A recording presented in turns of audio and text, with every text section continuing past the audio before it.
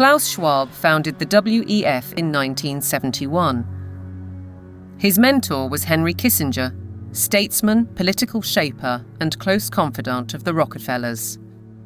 The organisation now employs 800 people and has programmes in business, academia, and in training future global leaders. It's far more than its famous annual meeting in Davos.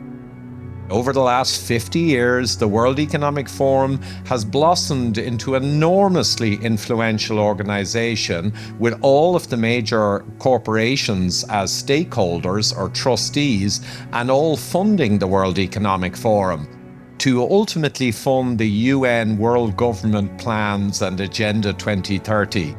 Klaus Schwab is the public face of stakeholder capitalism, a planned system of central ownership and control that has little to do with democratic process and is uncomfortably close to communism.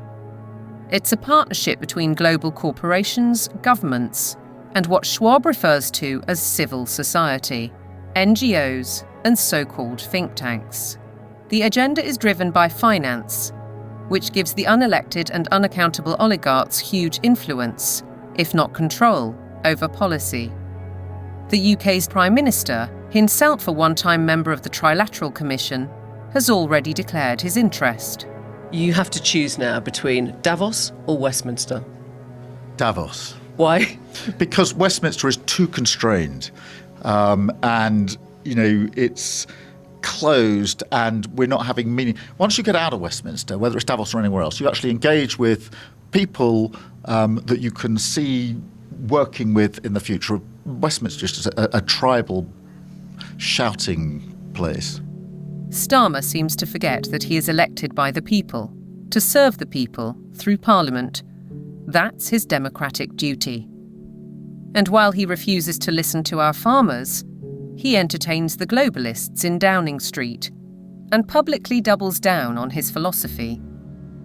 I'm determined to deliver growth, create wealth, and put more money in people's pockets. This can only be achieved by working in partnership with leading businesses like BlackRock to capitalise on the UK's position as a world-leading hub for investment. To underline the influence of non-elected, unaccountable policy drivers, consider this document from 2004. It was commissioned by the UN and produced by financial institutions, including the World Bank. It cited research by the WEF. The result was the emergence of environmental, social, and governance metrics, ESGs. ESG is an attempt to turn financial power into governance without going through the democratic process, or without the normal process of making law. ESGs allow major asset management companies such as BlackRock to impose ideologies on businesses and consumers across the world through their investment strategies. BlackRock's billionaire chairman and CEO, Larry Fink, also a board member of the WEF, remember, is clear. You have to force behaviors. If you don't force behaviors, whether it's gender or race or just any way you want to say the composition of your team, you're going to be impacted.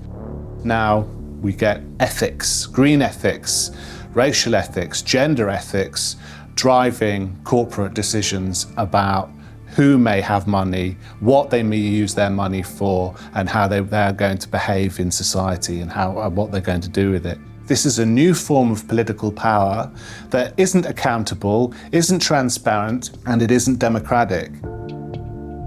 We, the public, are being manipulated.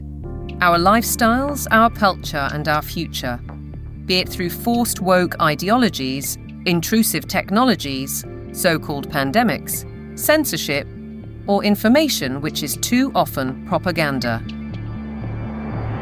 Your compliance is vital to the agenda. To impose global solutions, the leadership needs you to believe in global problems. Climate change is here, it is terrifying, and it is just the beginning. The era of global warming has ended, the era of global boiling has arrived.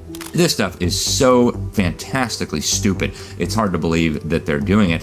There is no climate emergency. That is a total scam.